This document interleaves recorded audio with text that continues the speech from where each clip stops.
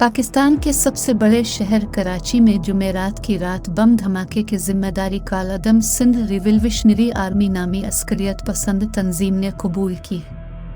इस धमाके में एक शख्स हलाक और 13 जख्मी हुए थे।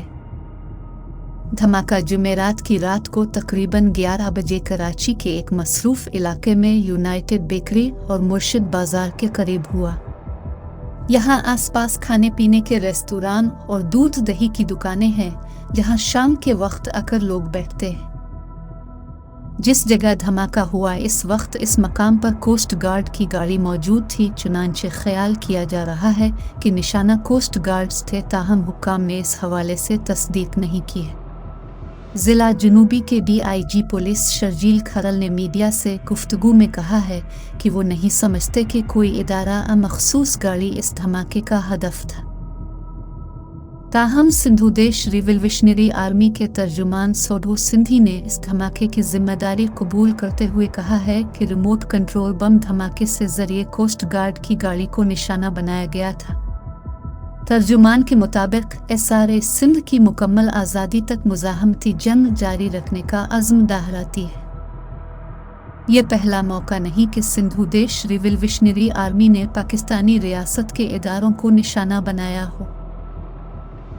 कराची में इससे कबल भी सिंध रिवोल्यूशनरी आर्मी कार्रवाइयाँ कर चुकी है, जिसमें 19 जून 2020 को लियाकत आबाद में एहसास प्रोग्राम सेंटर के बाहर दस्ती बम हमला किया गया, जिसमें एक शख्स हलाक और रेंजर्स एहलकार समेत 8 अफराद जख्मी हो गए थे। इसी रोज़ शुमाली सिंध के शहर घोटकी में सुबह 9:30 बजे के करीब गेवटा मार्केट के इलाके में रेंजर्स की एक गाड़ी के नज़दीक धमाका हुआ। इस धमाके में एक रागीर मुस्तफ़ा समेत रेंजर्स के 2 एहलकार ज़हूर अहमद और फैयाज शाह हलाक हो गए, जबकि सिपाही इम्तियाज़ हुसैन समेत 2 अफराद जख्मी हुए थे।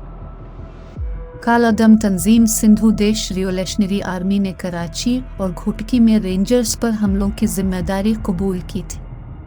तंजीम की जानिब से जारी करदा एक इलामिया में कहा गया था कि ये हमले नियाज लाशारी को कौमी सलाम पेश करते हुए किए गए हैं। याद रहे कि GS सिंध कौमी महाज आरयूसू ग्रुप की मरकजी कमेटी के रुकन नियाज लाशारी की तशद्दुद शुदा लाश कौमी शाहरा और सपर हाईवे लिंक रोड से मिली थी। उनके वरसा का कहना था कि वो गुज़िश्ता 10 साल से लापता थे। कराची में रेंजर्स की गाड़ी के करीब धमाके के बाद CTD के मुताबिक रेंजर्स और महकमा इंसदाद दहशतगर्दी के एहलकारों की एक टीम ने गुलिस्तान जौहर में राबिया सिटी के करीब पहलवान गोट के इलाके में कार्रवाई की और 4 मुश्तबा अफराद को हिरासत में ले लिया था। CTD तर्जुमान का दावा था कि मुल्जिमान का ताल्लुक SRA के असगर शाह उर्फ सज्जाद शाह ग्रुप से है। सिंधु देश रिवोल्यूशनरी आर्मी कौन है? हुकूमत पाकिस्तान ने गुज़िश्ता माह तख़रीबकारी और रियासत मुखालिफ सरगर्मियों के इल्ज़ाम में सिंधु देश रिवोल्यूशनरी आर्मी नामी ग्रुप पर पाबंदी आयद की थी। सिंध के कौम परस्त अस्करियत पसंद ग्रुप का क़याम 2010 में अमल में लाया गया। कालादम GS सिंध मुत्तहिदा महाज में अंदरूनी इख्तिलाफात इस ग्रुप के क़याम की वजह बनी थी।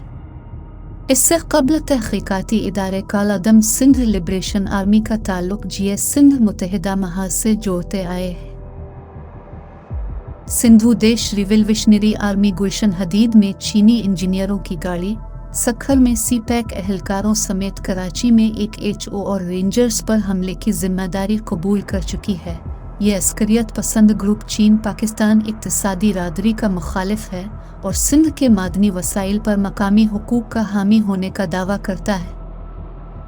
सिंधु देश रिवोल्यूशनरी आर्मी को असगर शाह ग्रुप भी कहा जाता है, जिसका सरबराह शाह इनायत के नाम से पहचान रखता है। असगर शाह 2005 में गिरफ्तार हुए। 5 साल के बाद उनकी रिहाई अमल में आई, जिसके बाद उन्होंने अपना ग्रुप बनाने का फैसला किया। सिंधु देश रिवोल्यूशनरी आर्मी का कहना है कि GS सिंध मुत्तहिदा महाज के सरबराह शफी बरफ्त मुसल्लह जिदोजहद से दस्तबरदार हो गए थे, जबकि इस अरसे में उनके 40 साथी हलाक किए गए और इस बात पर इख्तिलाफात सामने आए। वाज़ेह रहे कि शफी बरफ्त और उनके साथी इस वक्त जर्मनी में सियासी पनाह लिए हुए हैं। सिंध में अलहदगी की तहरीक तो 1970 से जारी है, लेकिन इसमें मुज़ाहमती रन 2000 में आया, जबकि GS सिंध मुत्तहिदा महाज का दूसरा जन्म हुआ है। नवंबर 2000 की सर्द शाम को शफी मोहम्मद बरिफ्त की क़ियादत में 2 दर्जन अफराद ने GS सिंध मुत्तहिदा महाज की बुनियाद रखी। इस तंजीम के आइन में वो तमाम निकात शामिल हैं जो GS सिंध तहरीक के बानी GM सैयद ने रखे थे, लेकिन एक नुक्ते का इजाफा किया गया, वो था मुज़ाहमत अस्करियत पसंदी। इब्तिदाई तौर पर दादो के इलाके में बिजली की high transmission line, Hyderabad, Kotri, Khairpur, Naushahro, Feroze और जामशोरो समेत मुख्तलिफ इलाकों में रेलवे ट्रैक पर बम धमाके किए गए और इन वाक़यात की जिम्मेदारी सिंध लिबरेशन आर्मी नामी गैर मरूफ तंजीम कबूल करने लगी। ये वो वक्त था जब बलूचिस्तान में मुज़ाहमती तहरीक ज़ोर पकड़ रही थी। 2003 से पाकिस्तान के रियासती इदारे सरगर्म हुए और सिंध से गुमशुदगियों का सिलसिला शुरू हो गया। टंडू मोहम्मद खान, मेयर, खैरपुर नाथनशाह, हैदराबाद, खैरपुर, शहदाद कोट, रुत्तोदिरू समेत कई शहरों से दर्जनों कौमपरस्त कारकुन लापता हो गए, जिनमें से कई ने रहा होने के बाद कौमी दायरे में शामिल होने का ऐलान किया। सिंध और बलूचिस्तान के अस्करियत पसंद साथ साथ।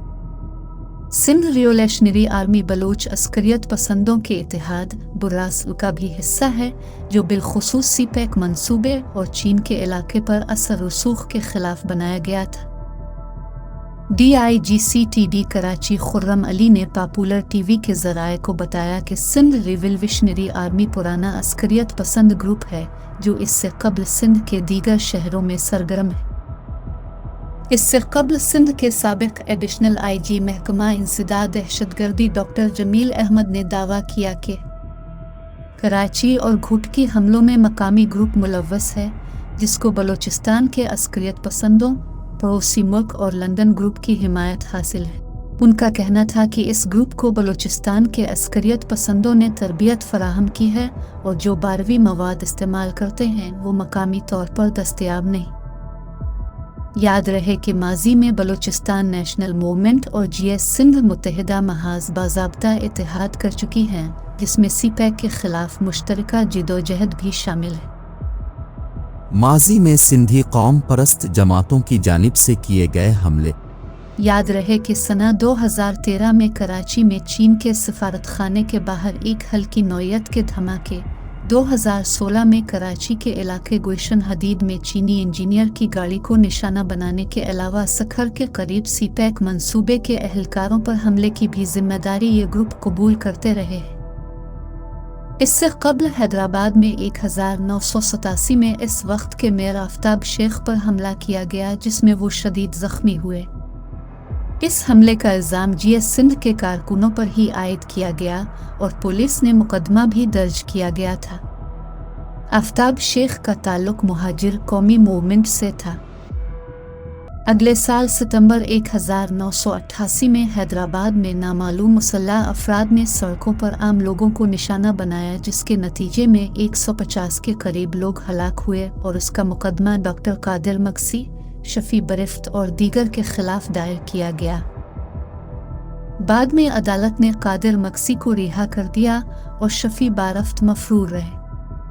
कादिर मक्सी इस वक्त सिंध तरक्की पसंद पार्टी के सरबराह हैं और शफी बरिफ्त कालादम GS सिंध मुत्तहिदा महाज की सरबराही कर रहे हैं और इस वक्त जर्मनी में सियासी पनाह हासिल कर रखी है। GS सिंध तहरीक किया है और उनके क्या मुतालिबात हैं? 3 मार्च 1943 को सिंध असेंबली में सिंध के सीनियर सियासतदान GM सैयद ने पाकिस्तान के क़याम के लिए करारदाद पेश की थी। सिंध ये करारदाद पेश करने वाला पहला सूबा था, मगर इन्हीं GM सैयद ने 1973 में सिंधु देश यानी सिंध के एक आज़ाद हैसियत में क़याम का तसव्वुर पेश किया था। सिंधी अदीब और तारीख़ नवीस खादिम सुमरू ने पॉपुलर TV के ज़राए से बात करते हुए कहा था कि ये वही वक्त है जब 1973 का आइन पेश किया गया था। آئین سازی سے پہلے جی ایم سید نے ذوالفقار علی بھٹو کو صوبائی خود مختاری یقینی بنانے کے لیے اور مذہبی شدت پسندی اور آمریت کا راستہ روکنے کے لیے تجاویز پیش کی تھی، جنہیں نظر انداز کر دیا گیا۔ خادم سمرو کے مطابق آئین منظور ہونے کے بعد جی ایم سید بدظن ہو گئے۔ ان کا خیال تھا کہ اس آئین کے تحت سندھ کو کبھی حقوق نہیں ملیں گے، اور آخرکار حیدرآباد میں طلباء کے ایک پروگرام میں انہوں نے پہلی بار سندھو دیش کا تصور پیش کیا۔ کالعدم جی ایس سندھ قومی محاذ آریوسو گروپ کے چیئرمین اسلم خیرپوری کا کہنا تھا کہ وہ جی ایم سید کے نظریے کے پیروکار ہیں، جس کے تحت ان کی منزل سندھو دیش ہے، لیکن ان کا دعویٰ تھا کہ ان کی جماعت پرم جدوجہد کر رہی ہے کیونکہ جی ایم سید نے کبھی ہتھیار نہیں اٹھایا۔ انہوں نے 32 سال جیل اور نظر بندی میں گزار دیے لیکن تشدد کی حمایت نہیں کی۔